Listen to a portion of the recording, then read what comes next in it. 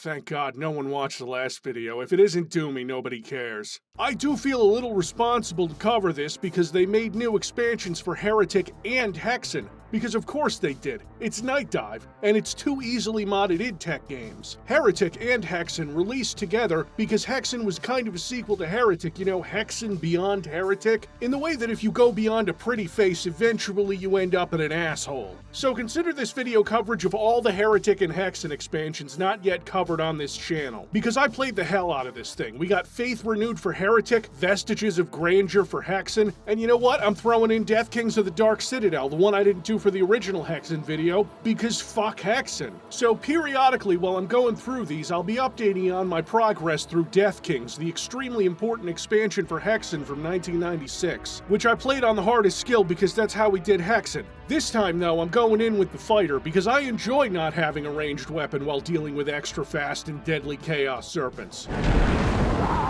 Oh yeah, give it to me.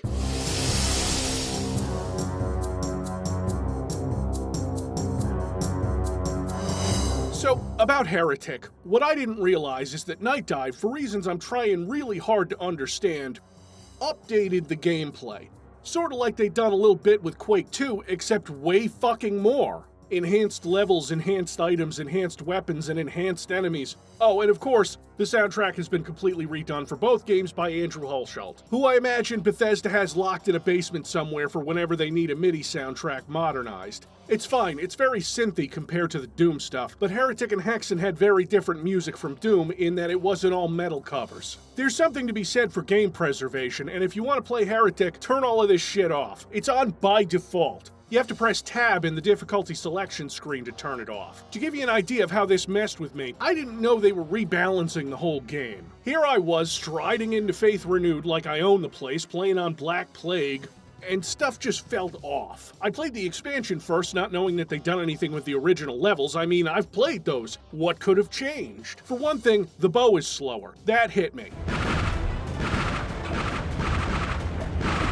And there are more projectiles. It's more powerful depending on the enemy because some enemies have had their health changed. The first thing I noticed was that the ammo count had been cut to 30 instead of 50, and the bow pickups were now 3 instead of 5. That last part I didn't notice until I was playing the regular campaign because Black Plague gives you roughly 50% more ammo. So I was getting 4. That's a weird thing to not change when enemies don't respawn and aren't any tougher to deal with, and there aren't more of them on the highest skill compared to Smitemeister. When I dropped myself into episode 2, I noticed real fast because of the fucking were-dragons. Supposedly, RNG damage was a lot less predictable in the original game, so if a were-dragon hit you, how much damage it did was highly randomized. But now it fucking destroys you. It's still somewhat random, but the first hit took nearly half my health. So you get 3 arrows per pickup, and it takes on average 3 to 4 direct hits on a were-dragon. Sometimes 2 if you're very lucky, compared to the original game where it took between 3 and 5 and you reliably had ammo. Ophidians going down in 2 hits was alien to me. Is this my fault for not complaining about the monk health being nerfed in Rot Ludicrous Edition? For not saying maybe having a Berserker in Quake 2 Leap now is unnecessary? You have a lot less ammo to work with, forcing you to sometimes have to use the wand, or worse, the gauntlets, which are...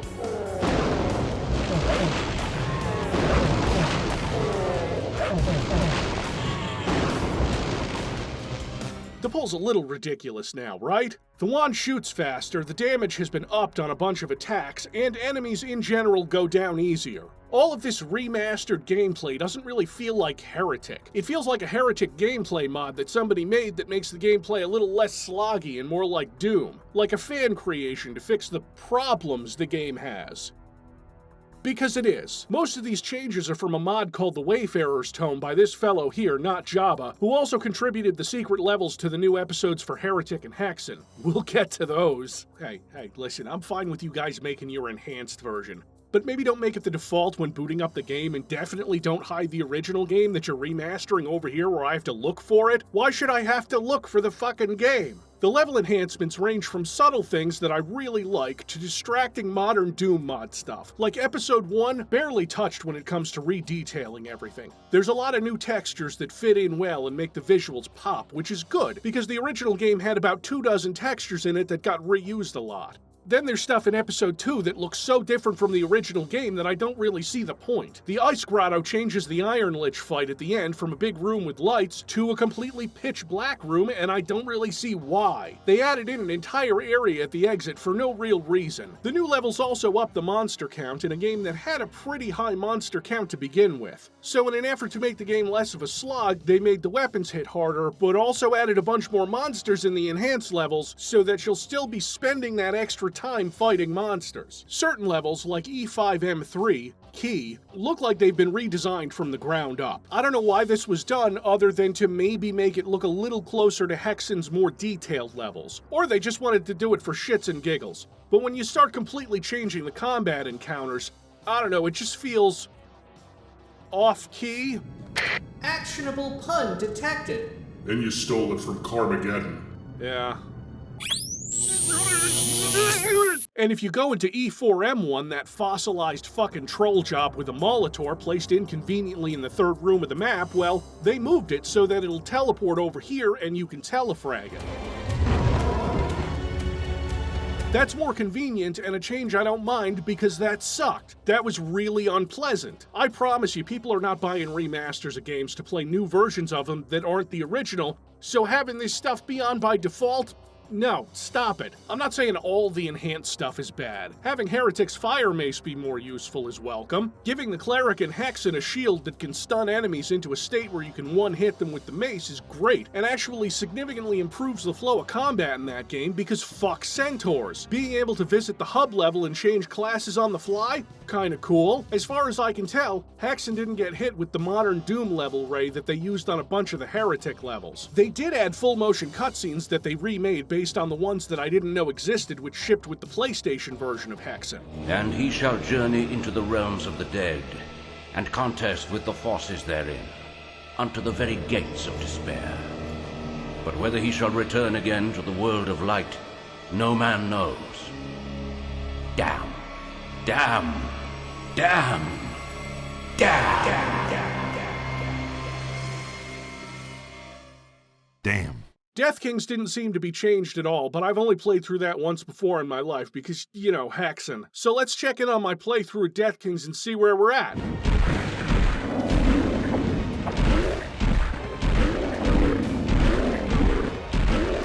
Absolutely riveting. Although I'd really like to call out the designer who came up with doing platforming and having shitty ice physics in a level that's constantly shaking.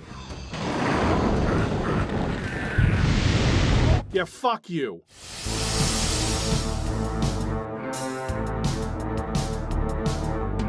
So Nightdive, as they do, made this new episode for Heretic, which is made almost entirely by Kaiser, with the secret level made by not Jabba, who isn't fooling anyone. Kaiser, who's chained in the basement next to Andrew Hulshult, does good work, so these levels are overall pretty good. And like in the Doom remaster with Legacy of Rust, they polished off some beta sprites and turned them into new monsters. The fairly ineffectual old mummy? Okay. Then we've got the Chaos Serpent, sure, why not? And most importantly, the Troll, who is a motherfucker.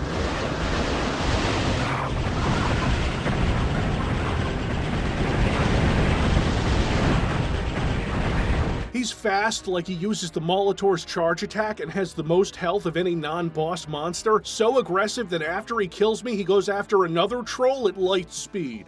What shocked me the most was how useful the Fire Mace is against him in this version, with the enhanced weapons where they buff the damage. Which I don't mind, the Fire Mace was a joke. See, his pain chance is so low that hitting him with a flurry of balls actually helps. So the first level of this expansion is kinda reminiscent to the first level of Heretic proper. It's not quite laid out the same, but with the long hallways, the similar texturing, though it's not quite as open as your average Heretic level. Next up is a cute town level called Staith Town, which is very episode 1 of Heretic. Just more claustrophobic and with more monsters and is absolute chaos on Black Plague, but you know what? I'm used to it. It doesn't even bother me anymore. And again, because I was playing on Black Plague, I was getting slightly more ammo with each pickup, so the drought I would face while trying to play, say, any of the regular Heretic levels isn't quite as prominent. Okay, if I have to use the staff, it's just humiliating. It's not Heretic 2's staff.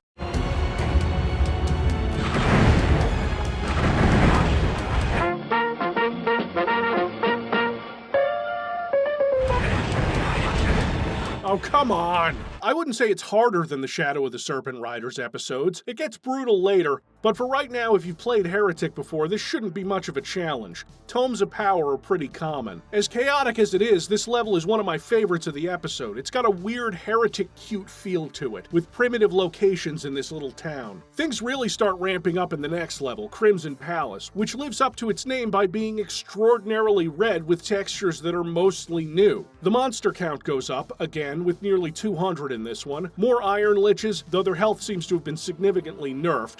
Like 3 Phoenix Rod hits instead of 4. Honestly, it feels a little weak now. Oh, and Chaos Serpents toss 3 fireballs at you now instead of 1. Sure, why not? The next level introduces the troll in a way that will surprise you. You're just going along looking for a way out of the first room, and then this guy's up your ass like he's looking for polyps.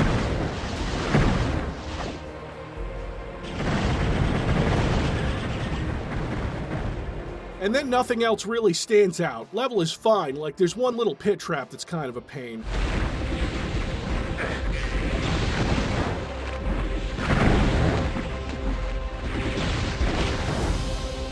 Okay, we finished this level, Watergate, a word we're just using again for its normal connotation, I see. Next is Correctional Temple, and I sure do feel like I'm getting corrected.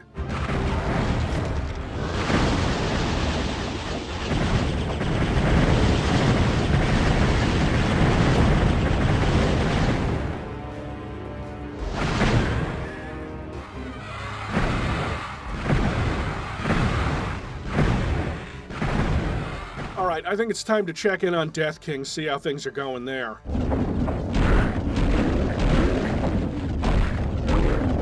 Well, we've gotten to the second hub, and we're caught in a crowd of Ettins that aren't really doing very much. I'll have more information as this story develops. This level has the first room in the episode that'll filter anyone with better things to do than play Heretic. Red Axe is coming at you from across the room, but oh no, I'm about to walk right into an Iron Lich tornado. Beautiful. You don't even have to wait to get the green key for another monster closet to open, but when you do...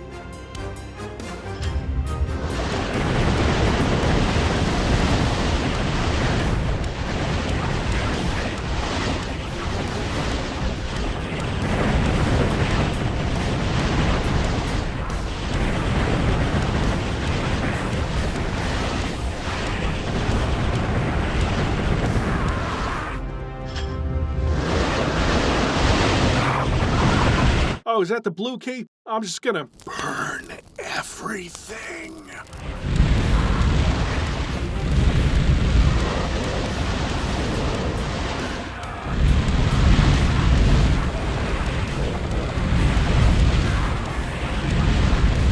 Coincidentally, next up is Foundry. This one doesn't get too spicy until about halfway through when you walk through the green key door and...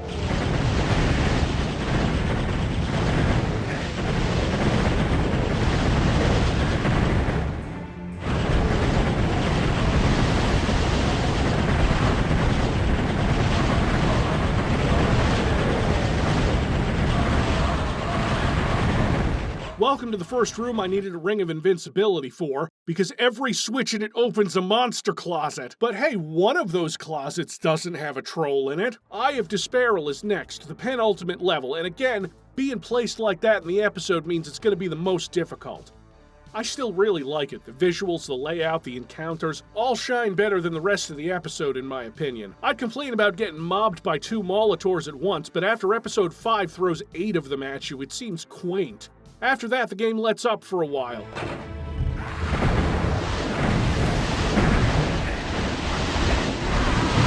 There's only one more Molitor in your way before you hit the last level, the Grand Chapel, where...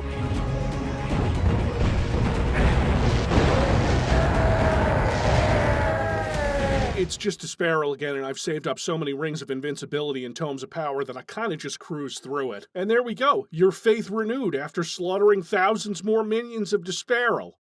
Cool episode, Nightdive. Oh wait, I forgot, I was gonna add a spoiler section for...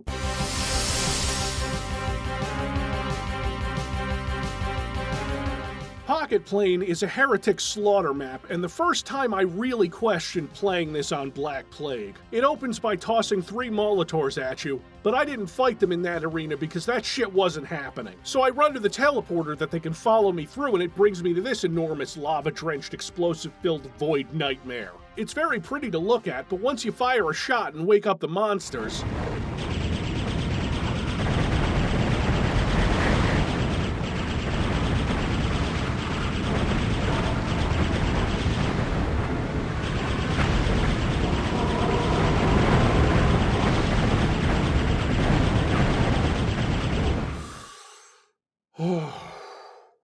The modern Doomwad Ray was set to kill on this one, kids. Like, you get a cool new super weapon, which is like a wand that does chain lightning. That's nice. Still, look at all the projectiles coming at me. Now, my strategy was to get to the teleporters on each end of the arena so that when everything would throw a projectile, they'd all fly towards me and then I'd teleport away. Rinse and repeat. Because there's like 300 monsters here and they're all trying to kill you at the same time. Thank fuck Heretic doesn't have hit scan enemies.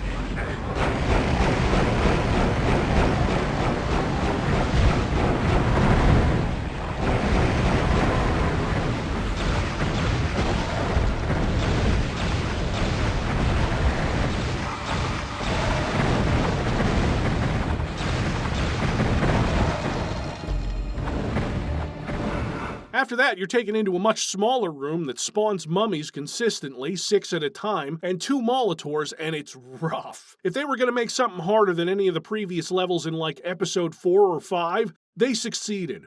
I'm not sure the lightning wand is worth it. Good episode overall, although fighting the same boss again, Disparal, I feel like we could probably make a new boss for one of these things.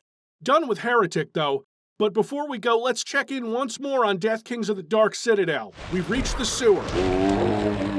And we're currently blindly swinging the axe to take care of the obnoxious stalkers that live in even the smallest body of water in the game.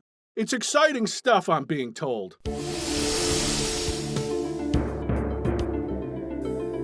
Right, I played the original campaign as the mage, and I played Death Kings as the fighter, so I decided to go through this one as the cleric. That decision was entirely based on the new enhanced combat, where the cleric gets a shield, and so you can parry, stun, and then one-hit enemies like Ettins and Centaurs. Especially the fucking Centaurs, who belong on the cutting room floor, but then Hexen would have only like 5 enemy types. There's no new monsters in this expansion, so get used to those 5. You'll see lots and lots of them. It's Hexen, so in each level there are spawners that'll periodically dump more of them into the level. It gets monotonous. That's a Hexen thing, not so much a Vestiges of Grandeur thing. The shield, parrying, and deflecting projectiles makes the combat a lot less of a slog. More than anything done to Heretic. Like, it's still a pain in the ass until you get a ranged weapon and you're relying on fletchets until then. They give you weapon 2 and 3 in the first level. For the cleric, that's the Serpent Staff and Firestorm, and I am deeply grateful for that. And this level isn't even the meat of the new campaign, like it's a prologue, and once I finished it, it dumped me out into the main hub area, and I noticed another change, a welcome one, which is having a little stand that lets you change classes whenever you feel like it. I didn't use it very much, but it's appreciated. Now, Vestiges of Grandeur may sell itself as an expansion pack, and it doesn't sound like a lot when you hear that there are only 9 maps in it, and 2 of them are secrets. We'll get to that secret level. Oh, So only 9 maps, the main chunk of the campaign taking place on 6 of them. Still took me 6 hours to beat the whole thing, which is about as much time as it takes me to beat Hexen's main campaign. Not only are these levels huge, they have just about every item, key, and artifact that the main Hexen campaign has, and you have to use them all. Sometimes more than once. Looking at you collecting 3 Yorick skulls to fight the fucking Heresiarch for the 3rd time. Now, generally, to access the final level, you need to collect 4 Hearts of Disparal, these gems right here. Less broadly, you need lots of gears, skulls, holy relics, books, every single thing from Hexen, I think with the exception of the planet gems. And finding that stuff isn't actually that hard because everything is either shown on the map or you're pointed in the right direction by these X's. So each map offers a variation on a theme already explored in Hexen. Swamp of the Forgotten is my least favorite because it spawns stalkers like they're not one of the most annoying enemies I've ever encountered. Maybe don't do that, maybe instead, eat a family-sized bag of dicks. Glade of the Fallen is a very big, open, Hexen-like map with plenty to do. Fight the Heresiarch, again. Fight the fighter, Again, it's fine, I guess. Volcano Chapel, though, easily the coolest Hexen level I've ever played. First of all, impressive visuals. Second, the dynamic scripting and how the level changes as you progress.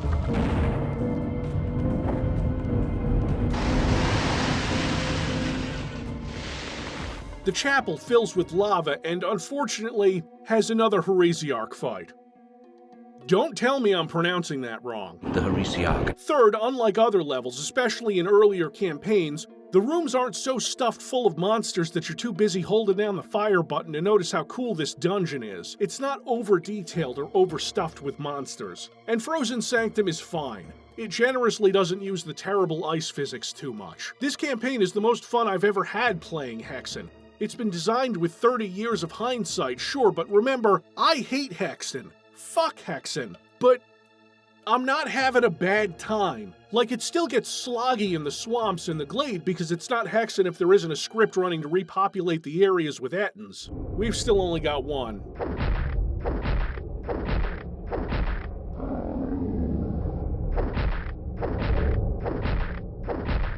There's a bit of magic to this, kids. Let me set the scene for you. I'm in the main hub. I'm 90 minutes into this playthrough, breaking some stained glass because nearly all of it is hiding something. Out in this yard, I see a row of trees concealing the path. As the cleric, I'm the best at starting forest fires. It leads me to a secret portal that transports me to a stunningly atmospheric area. Leaves gently fall from the trees, trails twist toward another blocked entrance, and when I've broken through, a group of bats flutter out. At the end of this passage, a clearing in the forest, a shrine, the Garden of Medea, where a kind soul smiles down upon you.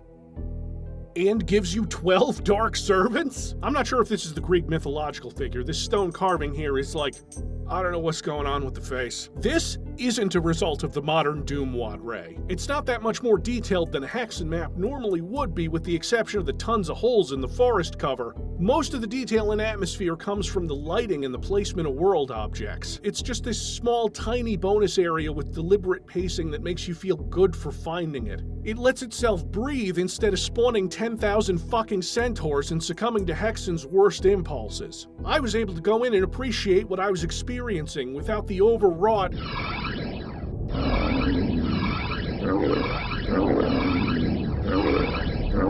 Oh, for God's sake, I'm trying to have a moment! Once you've gathered nearly every artifact the game has, and a few new ones, it's off to fight Korax. Again. And I have so many icons of the Defender and Craters of Might saved up that it's not a big deal.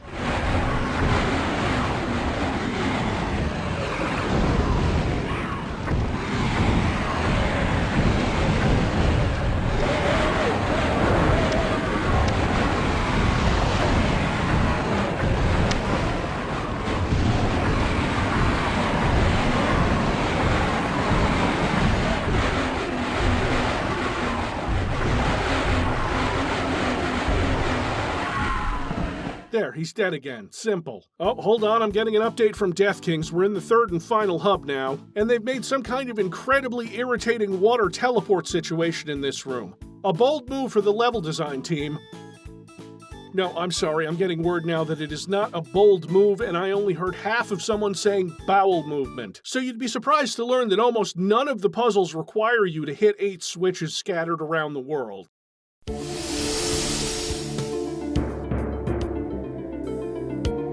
Only one puzzle requires this, which is what gives you access to the secret level. There's a switch hidden in each one of the 4 levels branching from the main hub, and the secret level is called Elemental Temple, and it is an absolutely enormous map that borders on being a slaughter map.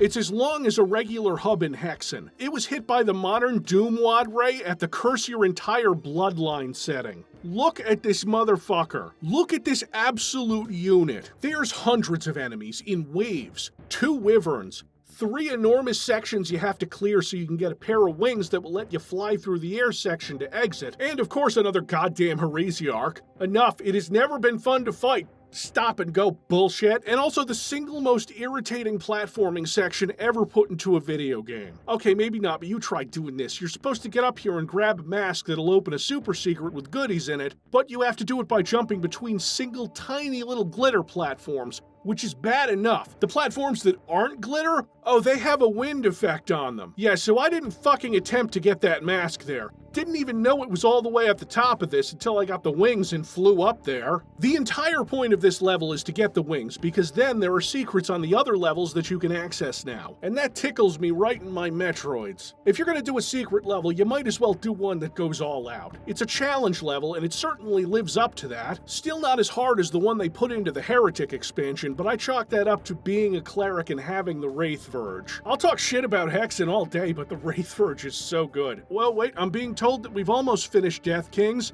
and the final map is 9 waves of enemies occasionally interrupted by having to quickly fight Korax's lieutenants again, who are the final bosses of Death Kings of the Dark Citadel. I'd complain, but at least it's not the goddamn Heresiarch, so we've done it. We've played through this oft-requested... Wait, no, people don't request this one. They keep talking about Resurrection of Evil for Doom 3. Oh well.